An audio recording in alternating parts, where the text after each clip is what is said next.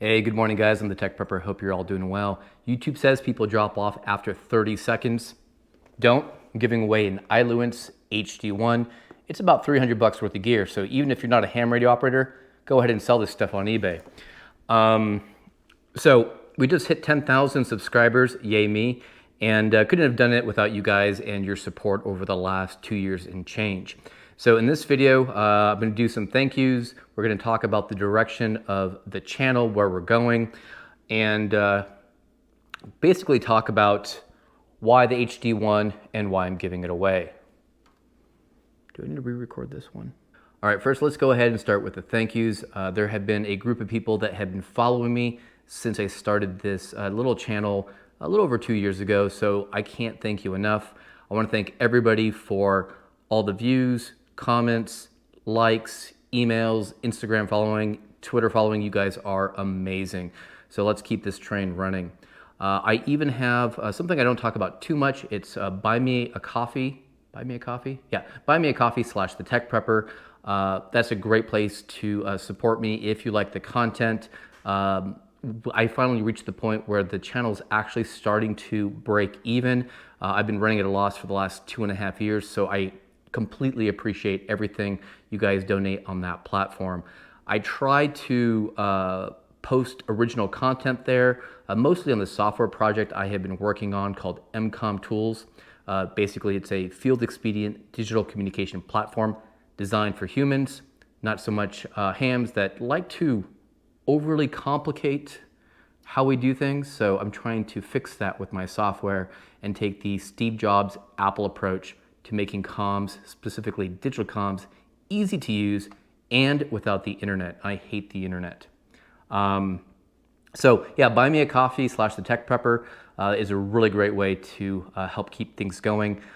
Outside of that, I am desperately trying to figure out a way to transition out of my day job. I've been a software engineer and technical consultant for almost 20 years, and I find that between that full-time job, the YouTube channel, the projects I try to do, there are no more hours in the day, and I just can't sacrifice any of the time that goes towards my family time or maintaining physical fitness. So anyways, not to be an infomercial, but that's kind of the state of things. I have some projects that I'm working on that I think are going to be really interesting, especially to the newbies. I've been packaging up our content in terms of mini-series, and I think it helps establish one focus for me, but also lets me do a progressive build over several weeks of some concepts that could be difficult. So we just finished the VX6R HT series and why I elected for that radio to be my EDC radio, and then before that we did some digital mode series. I've got 2 more series in the pipeline. After this video, I'm going to start a civilian style manpack video series, and I've been basically building and testing civilian style manpacks. These are basically radios that have a bit more power and are designed to be easily deployed in the field. It's not a go kit, literally it is like a man pack that you can either strap on your plate carrier, stick in your ruck, drop in the vehicle, and you have on the top end typically up to about 50 watts of power. So I have been, like I said, working on about 5 different models for the last 1.5 to 2 years now, and I love the direction. So we're going to start with my least capable man pack and its applications, and we're going to walk through all the different scenarios. I get the question a lot of what is the best radio for prepping. I have one for the HTs. In my opinion, it's the VX6R, but for prepping, there's no substitute for a more powerful, capable mobile rig that's packaged in this footprint. So 4 or 5 videos on the man packs. Then I'm also a believer in targeted, local, regional, and even if it's out of my state, as long as it's a targeted contact with a known quantity, we're going to talk about how to do that as reliably as we can. So this is the use case of people asking me, I have family that's 50 to 300 to let's say 500 miles away. How do I make a communication with them in a grid down scenario? So there will be an entire mini series on HF NIVIS, some digital on top of that, some voice, how we predict those conditions to allow us to make those communications. So stick around for that. All right, let's get to the fun stuff. Let's talk about the DMR radio. All right, so for those of you who have followed the channel for a while, you know that I'm a Yaesu fanboy and I love the older analog radios that came out of the Vertex standard days. I think the quality is second to none. Now, the Ailunce HD1, and again, I don't have a whole lot of experience with this radio, so I can't speak to everything, but I'll tell you why I bought it, and we'll probably buy another one when I'm ready for it. So number one, this radio is very ruggedly constructed. It feels solid in my hand. It is number one IP67 rated, which means if all of the seals are closed, it can be submerged at a depth of 3 meters for 30 minutes without damaging the radio. I have not personally tested that with this radio, but that's why I purchased it. Number two, this is a good transitional radio for me. It allows me to do analog as well as DMR. DMR is an area that I plan to carve out and tackle next year. And I like to dive into something, research it, test it, learn, fail. And I just don't have the time to get into DMR. So this is why I'm giving it away. It's not because I don't like this radio, it's I just don't have the time to really understand DMR and make it easy for you guys to understand. So good transitional radio. This radio also supports 10 watts on the top end. Most radios out there that are HTs top out at about 5 watts.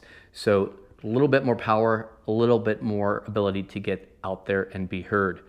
I like that it has tactile knobs that feel really good. Just because I like to operate my radio through feel. There's no touch screens, which I also love about this unit. My particular unit, I also put on the Motorola to Kenwood style connector on the side because I was planning on experimenting with some of the Baofeng kind of accessories, headsets, even the some of the digital stuff like the DigiRig Mobile. I have not got there yet, so I don't know, but this little guy is extra and will come with the radio. What else can I say about this guy? Oh, battery. This thing has a 3200 milliamp hour battery. This is in some cases 3 times more battery life than my normal radios. And while I haven't worn it down to 0, I ran with this for about a week and it did not drop below, I think, like 40%. So exceptional in that regard. Now, I purchased this as a bundle. I have not been able to see this price where I bought it. I actually bought everything I'm going to show you for about $200 plus shipping, I think. For some reason now, just the radio alone is going for $200. So here's the radio. That's all I'm going to say about it. Look at the specs online. I also opted to get the package that had it with the IP67 microphone. Like I said, I want to have full ingress protection from dust and moisture, so I can actually run this in full like downpour. I mean, our monsoons that are coming through, I can run this radio no problem. It's a bit bulky, but again, it feels solid and I prefer something that's not gonna take a dump on me. It also comes with the Baofeng, or not the Baofeng, but Motorola style connector for programming this radio. I never used it. Check this out. It also came with the second 3200 milliamp hour battery. You probably have about 2 weeks of battery life with the kit that I'm going to give away here. I had the rubber duck antenna. I really did not use this one. I recommend switching it out for like a Nagoya, was it 771? But this kit also came with a higher gain antenna. I don't have it here, but it'll be included when I ship it out to the lucky winner. And then it has a charging cradle, a battery clip that I'll never, or not a battery clip, a belt clip, which I'll never use. These goofy hand straps that are retarded. It's like a fanny pack from 1985. And then of course, we've got the manual that nobody ever reads. So we're gonna give away all this stuff. How are we gonna do that? Well, pretty simple. In about a week, we'll do another video and we'll do a drawing. In the comments below, put hashtag 10000. Hashtag 10,000. So hashtag 10000. That's 10. Yeah, that's 10,000. And if you don't mind, if you have time, something you enjoy about the content on my channel, it really helps. I mean, I'm on a path to do practical comms and do my thing, and you guys honestly are along for the ride. But if there's an area that I'm touching on that you like, please let me know. I'll try to focus a little bit on those topics. So yeah, we'll do the drawing in about 7 days. And the last thing I want to say is I'm still working on the custom man pack bags. I have one company in particular I want to reach out, but it's going to be quite a bit of capital for me to produce a limited run of just 50 bags. If anybody else is in the custom bag industry, let me know. I'd like to have some options because right now it's going to be some big money to do a first run of my prototype bag. Anyways, long ranty video. At least you'll walk away with possibly some free stuff to sell on eBay. I'm the Tech Prepper. Be strong, be safe, and be prepared.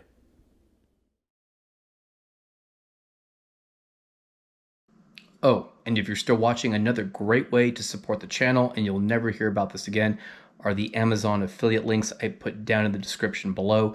I only put gear that I use and test and continue to use. So they're a fairly small set of links. It doesn't cost you anything, and I make a few pennies at a time. All right, you guys are amazing. Catch you next time.